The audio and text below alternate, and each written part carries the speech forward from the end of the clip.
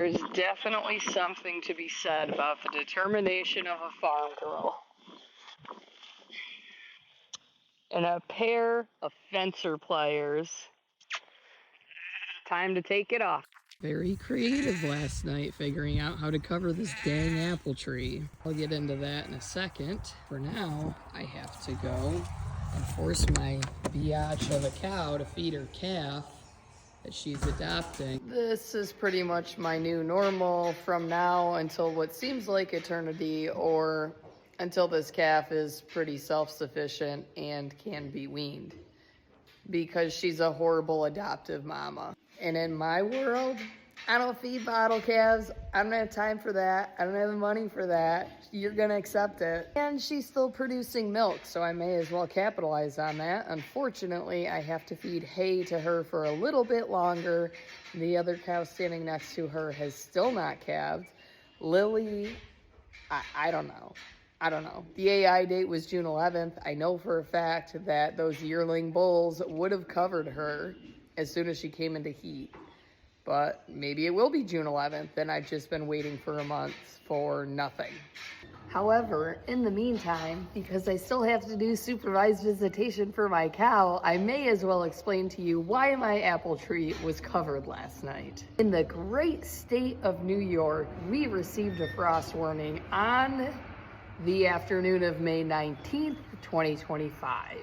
This made me incredibly thankful that this was one of those years that I wasn't on my A game and I didn't get my garden planted early like I should have.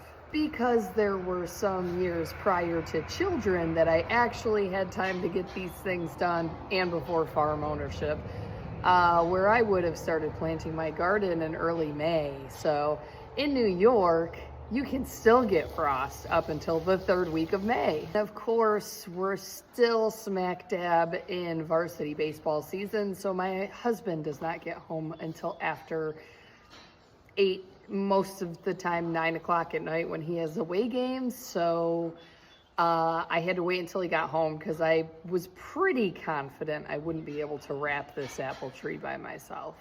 So we went out at 10 p.m. after I got the boys in bed. By 9 p.m., because they also, one of them had a Little League game, we go out armed with a tarp, finishing up chores, and I used some good old redneck ingenuity to get the tarp over the, 8-10 foot apple tree. I'm really bad at judging height. All I know is that I can't climb this thing.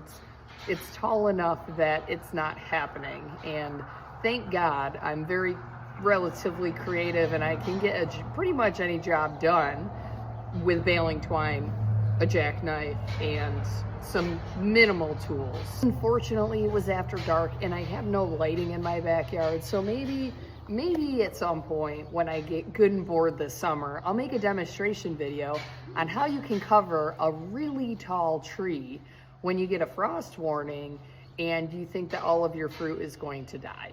Now, it was past the flowering stage. I'm not a fruit expert. Maybe the apples wouldn't have died, but I was not willing to take that chance. I honestly think that my husband was mildly impressed with my problem-solving abilities at 10 p.m. at night. I got the job done.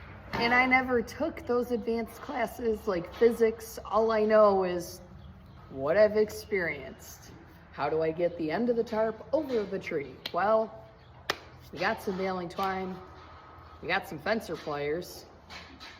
I can figure that out. Then with some persuasion from the pitchforks, it all ended up working out pretty well. So I don't know if there actually was a frost last night. I'll find out when all my lilac flowers die, if they die.